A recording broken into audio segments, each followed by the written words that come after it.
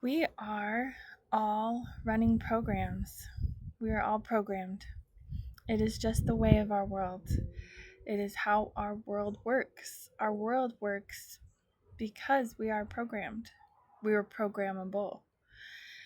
And it appears to me that we sometimes fall into a landslide of allowing our programs to run us or get us stuck or hold us kind of frozen in place. We have programs that we are aware of, we have programs that we don't know about from our family, just from Mother Nature, our DNA, from the collective societal programs. I don't think there's anything good or bad about programs. It's our perspective that makes it so.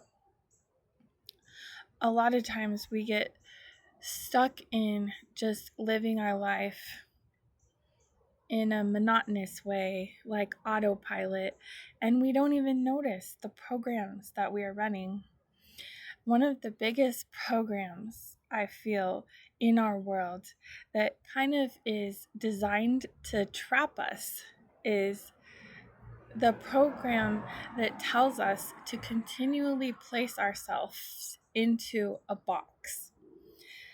We are always putting ourselves in boxes, like so many boxes upon boxes upon boxes. It's like multi-dimensional micro to macro boxes. And I'll give examples. Like, we live in a box. Most of the world lives in a house that is square or a cube. And then within that box, there are rooms that are more boxes.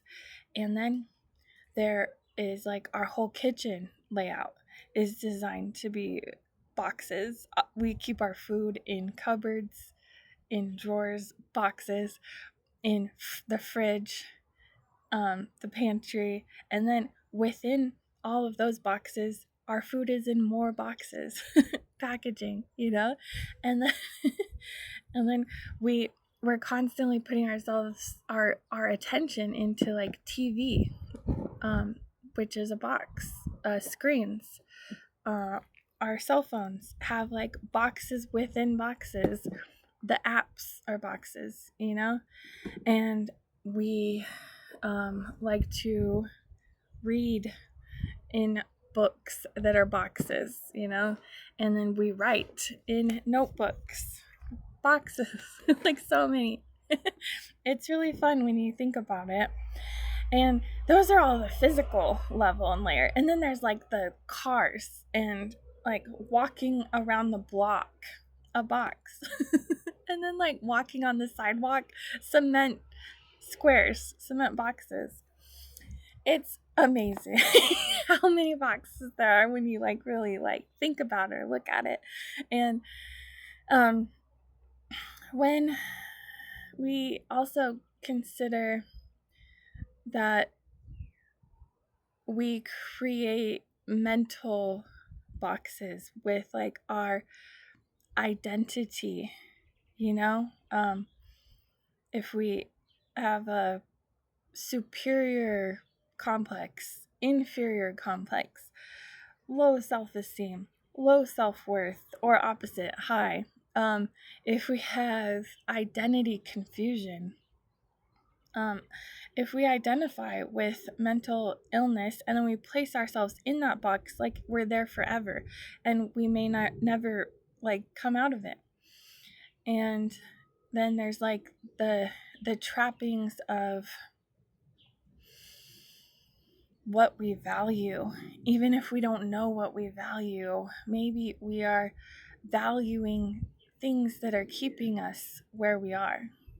And debt and not having enough money, lack of time, lack of money, lack of energy.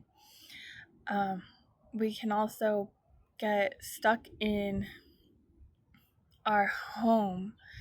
Like, we don't want to go anywhere. We're a hermit, you know? We can be stuck in poor living conditions, whether it be physical or mental or relational. We can get stuck in abusive relationships or just not the right relationship. We can be stuck in that for a long time. And addictions, drugs, sex, alcohol, addiction to gambling. There's so many things you could be addicted to. Watching TV, watching YouTube, um, reading books could even be an unhealthy addiction because you're continually placing yourself and your attention into fantasy or even learning, over consuming information. We can be trapped by our creations if we're a perfectionist and we can't move forward with anything because we want to just make it perfect and it just never gets perfect. So then we're just stuck there. We can be trapped in routine in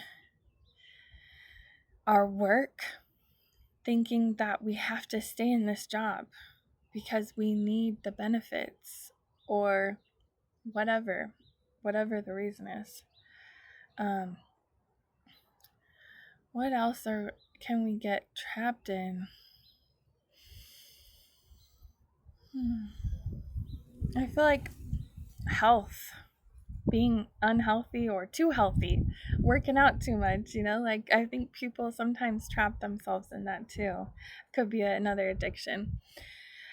Anyway, so there's just a bunch of examples of how we can allow programs to take over and become our only template in our life, to where it is a trap in this box that we place ourselves in, that you're viewing me from.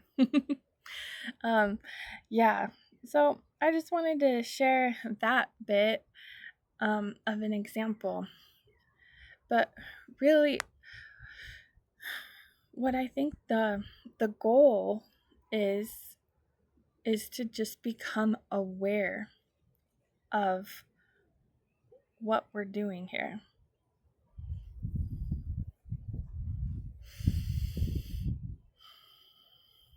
Imagine that our whole life, the whole life, from when we're born to when we pass on to the next, is just one long river, and we're floating on the river on a floaty, and we go with the flow, but then eventually we might get scared, and so then we put a life jacket on, and we're kind of like bubbled into this life jacket, which makes it a little bit harder to move, and then we might see like a nice branch or something that's sticking out from the shore of the river, and just hold on and just stay there in that place for a long time. Hours in the lifetime of the river could be years in our full greater scheme of things. And then we have the option to just go with the flow the whole time and allow the current to take us wherever it takes us on rapids, and like twisting and turning us without a helmet and just getting beat up by the flow of the water. And then sometimes we might just go into like a stagnant area where there's like a pooling of water, and just be sitting in stagnant, unmoving water, unable to move, frozen by the lack of flow and lack of current. Some people might be born in a lake or in an ocean and have a whole nother set of challenge. But for the most part, most people are born in a river, and they're just going down the river and flowing. But then occasionally you realize, oh, I can stand up. So you stand up and then you watch the river flow by you. That is becoming aware of what's happening instead of just being pushed along in the river. And then you notice that there's a boulder. Oh, I can climb up on the boulder. Then you can see even more. You see a bigger distance, a larger perspective. And the water isn't really having any effect upon you, except for you're going to have to go through it to get to somewhere else, you know? And then maybe you build a boat or a raft, and then you can like really navigate with like a paddle, you know? You choose your adventure. You go down the left path instead of the right path that the current would have taken you on. I feel like there's no wrong path and no way to go that is wrong or right. It's just choice, choosing, or allowing life to choose for you. And I used to think that when we're going through life, we can either take the short road that is easier or the long and winding scenic road where we might learn more, but it might be harder. And then as I keep going through my path, I realize there's so many other ways to travel. You can go and ride a bike. You can drive. You can fly, etc., etc. You know, you can build a boat. You can be a rider in a ship, or you can be the captain of your own ship. There's just a lot of give and take in this flow of life. When you finally realize that there is the option to stop and notice what is happening, what you are participating in, then that's when you get a little bit more toggle space and options, I've noticed. As I've studied astrology recently, I've found that everything seems to be kind of written as whatever is going to happen is going to happen, no matter what. It's just going to unfold. However, we have degrees and octaves of choice. So for one example, sometimes when a certain planet goes through a certain house, it may bring up health issues. But your intuition was probably telling you, hey, it's time to go for a walk. It's time to walk more. It's time to do these certain exercises. If you listen to your intuition and do those things, then that certain planet traveling through that certain part of your chart will bring increased health. If you choose not to listen to your intuition, perhaps you will receive a life-altering injury that will cause you to move towards the health anyways.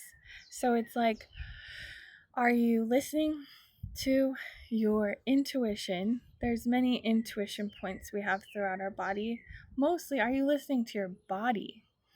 Or are you ignoring and disregarding what is happening in your body? I feel like that's the difference between the levels, the layers, and the octaves that we can experience in our reality.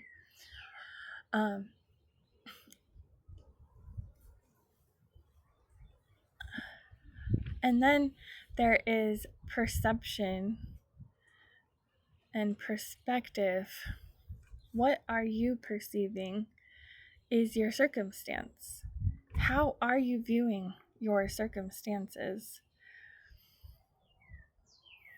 I'll give a couple of examples from my life.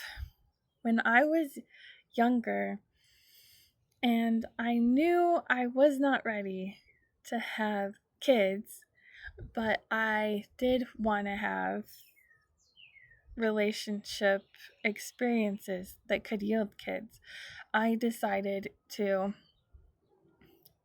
use birth control. And I had this program in my mind that I cannot take a pill every day. I cannot remember to do one thing every day. I do not do one thing every single day. That's a program I was running for such a long time in many layers and levels. So then I ended up using a shot, and I would get a shot 3 or 4 times a year for about 5 years. It was great. I loved it. I loved that it made it so I never had a monthly cycle. I was young at the time. I wouldn't do that now. But the point is that I didn't even brush my teeth every day at that point. There was nothing that I did every single day. That was my program that I was running. And then fast forward to another time when I say I don't brush my teeth every day. I can't brush my teeth every day. Like, that's a program I was running. And then eventually I started to brush my teeth every day. I started to take care of myself. And then I would say the only thing I can do every single day consistently is brush my teeth. I did it. I adopted a new program where I was like, nope, I don't do anything. I don't do one thing every day. I do one thing every day. Isn't that so funny how it's like baby steps sometimes? And then I grew to notice that it's kind of how you look at it, consistency. So I noticed that I show up every day for myself, for others, for my family. I'm available. I'm always here. I'm consistent in how I show up. And then I started to notice that there are a lot of consistencies in my life. And so it's just like, from which angle are you viewing your situation? I'll use an example of, if you don't like your job that you work at, why don't you like it? Is it because of a program that you're running that is like saying, I don't like my job over and over in your mind? Are you saying that over and over? But what if you take a moment and you notice any good things, a few small things that you do enjoy about your life? Like, maybe when you go to work, you see something or someone that you enjoy, a tree, a plant, a special person. You have friends at work. And so then you can take that and let it be a seed of gratitude that you grow. Thank you for this beautiful tree, or this beautiful bush, or this beautiful human that I see every day when I go to work. Thank you for this interaction that I receive from this being. And then maybe you start to notice other good things about your day as you go through your day. And then they build. Gratitude grows more gratitude. So then before you know it, you love going to work every day. You love your job. And then you get a new job opportunity that's even better because you were feeling a perspective and living a perspective of another octave that brought in another experience. So that's just like how I feel programs work. They run us until we become aware of them, until we bring them to the surface. There are many ways to become aware of programs. I have a couple of friends who practice a specific kind of meditation where they just sit or lay down for hours and do nothing. And they allow all the thoughts to go through their mind, and then eventually the thoughts all go away and there is no thought. They move beyond thought, and then they go to a place of pure being. That is probably the quickest way to get through the programs running you. But then there's all these other meditation forms. Like you could practice being an observer, where you actually take your attention, your consciousness outside of you, up above you, and it's like you look down at your body as you move through your day, as you move through the motions. So then you're bringing awareness and observation into how you actually are, what you're doing. I did this a few times, a handful of times throughout the years. It's not my favorite. I'll tell you what my favorite is. My favorite thing is to write. I love to write. I ask myself questions, and then the more I write the answer, the more truth comes through. The deeper I get to the heart of what I am running as a program. I used to feel tired all the time. I realized through writing that it was because every night when I would go to sleep, I could go to sleep pretty quick, but it was because I repeated this word over and over in my mind again and again. Sleep, sleep, sleep, sleep. I would like hypnotize myself to go to sleep. Sleep, sleep, sleep. But then I realized that that subconscious programming was running beyond when I was actually sleeping. So then I would still have the sleepiness program running throughout my whole day. And then the next program was I'm tired. I'm tired. I'm tired. Or I don't have energy. And then these words, these phrases can repeat throughout your day. You don't even know how many times you think these thoughts. So until you do know, and then once you become aware, then it's like, wow. And then you don't even really have to do anything sometimes. Just becoming aware, just noticing that you are in the stream, in the flow of a program that may not be serving you or that you may not choose is the gift. And then you make a new choice if that's what you want to do. And so writing questions and answers, and then I have another writing exercise where I just write thoughts and emotions, feelings, sensations. I'll just sit and write for a while, 10 minutes, 20 minutes, half hour. I think maybe 45 minutes is the longest I've ever gone. I just write like a word of what I'm thinking or what I'm feeling, and then each time I come back to that thought or feeling, I put a tally mark by it. Tally. So that's just like thought and feeling observation with writing. And my husband, he likes to run like a long time, hours sometimes at a time, and he will not take any headphones. He'll just be him alone on the open pavement or wherever, open trail, and then he is alone with himself and he becomes aware of things that are running in his mind through exercise, through moving body, through meditation, through talking. Some people use therapy, to become aware of what programs they're running. There's many, many ways to become aware.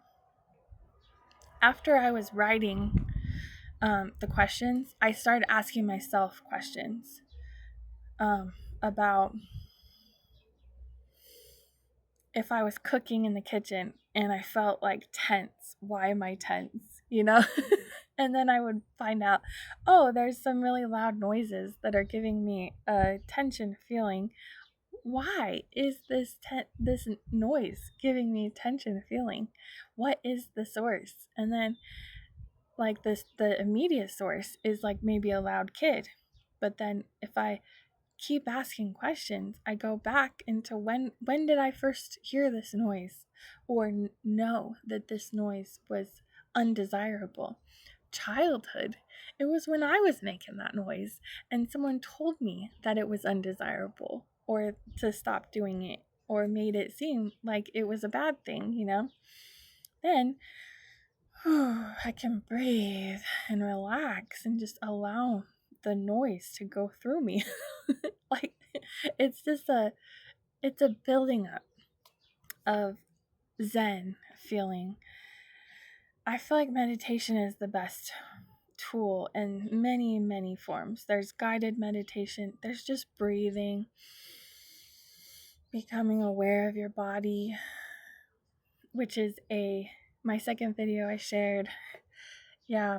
So once you find the programs that you are running that are keeping you stuck, you will find that you have options of viewing it differently, options of moving through what expression you're experiencing differently. I see sometimes people walk tight and tense. Sometimes people walk with a little pep in their step, like they really lift or bounce. I think that's very delightful. I try to do that sometimes. It hasn't become a full program for me yet. It hasn't even become a partial program, but it's something that I choose sometimes, to walk with a little pep in my step, really like kick the feet up and like lift. And it seems like a joyful way to move through your experience. And so I'm just wanting to share here that there is programs we're running. They may be keeping us stuck. It is not anyone's fault that I'm aware of. I think it's here to serve us, to move through, to experience, and then choose to grow beyond it, choose to remain in it, or choose a whole different experience altogether.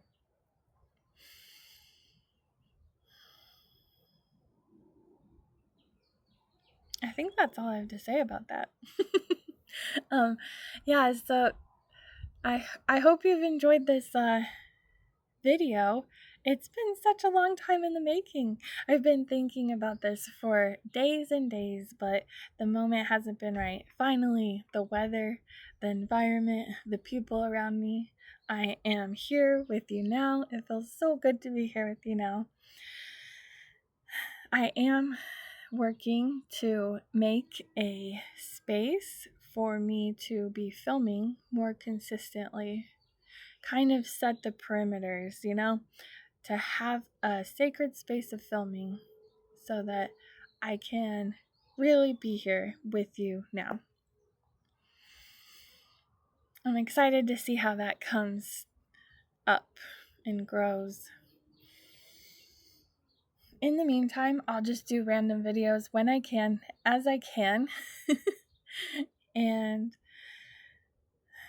I would like to share that I'm wearing a shirt from my friend who makes beautiful art. I am wearing art. If you're interested in this shirt, I just wanted to share it's super duper comfy. It is so comfy. It's like feeling really good. The first day I got it, it was not super comfy. It was a little stiff, but then I washed it, and ever since then, it's just so comfy. And every time I wash it and put it back on, it feels even more. It's just like very cozy. I'm going to show it to you.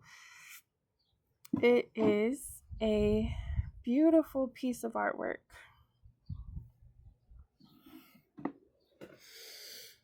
I'm going to share in the description a link to this shirt if you feel inspired to wear it. There's like, I think 4 different colors it comes in.